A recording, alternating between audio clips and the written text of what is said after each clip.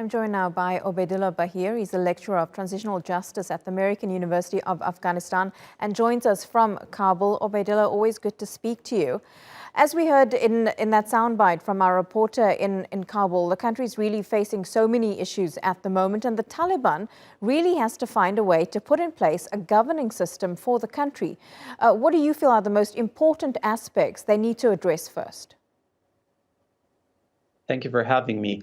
I think the airport attacks were a collective failure of all stakeholders involved.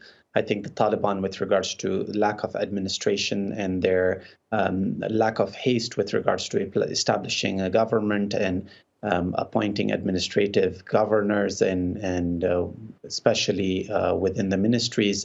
Again, the Taliban don't have a functioning police body. It's Taliban fighters who have come from the front lines. They're battle-hardened people. They don't understand the nuance of protocols and procedures as to how to interact with people. On the other end, the United States' lack of engagement with the Taliban, the lack of communication, lack of security coordination at the airport, all of them were problems. So just judging by that, we can understand that it's highly pertinent that the Taliban form their government at the earliest and fill their government organs with capable individuals that can help run the country.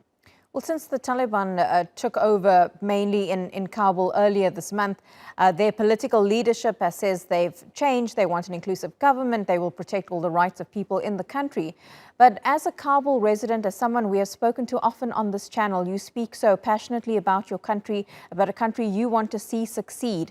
Do you believe the Taliban that we see now is any different from what Afghanistan experienced in the 1990s?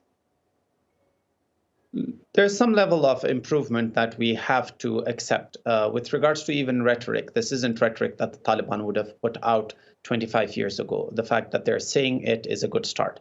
Now it's about whether we can negotiate what the implementation of, for example, female participation or minorities inclusion, or with regards to general civil liberties, what would that look like in the Taliban books, and then what can we negotiate out of it? So the major problem right now is the insubordination, the lack of cohesion with regards to the Taliban treatment of people.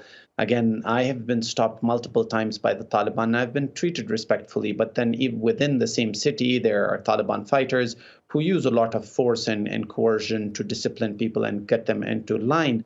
That's a problem. And the Taliban really need to either come up with a third party that does the policing or really train their people fast if they have any success at gaining the population's trust. Just in the last few days and the last few weeks, Afghanistan has had a serious brain drain with many people leaving. But as an academic and a commentator, just tell us why you've chosen to stay in your country. Because we can't desert this place. We can't turn our backs on it. The society that is come to be in Afghanistan would need to be sustainable. And for it to be sustainable, there have to be voices of reason. There have to be voices that might at times oppose the vision of the Taliban, because we're trying to negotiate a middle ground. We're trying to negotiate a reconciliation of two worlds. And the Taliban should realize now, especially with the ISK threat looming, that when you don't give room, that force is not the only option, that you cannot really coerce yourself into an authoritarian position. Ruling Afghanistan isn't enough. They really need to start governing it. They really need to start hearing people out, because if they keep power with coercion, it's not going to last too long.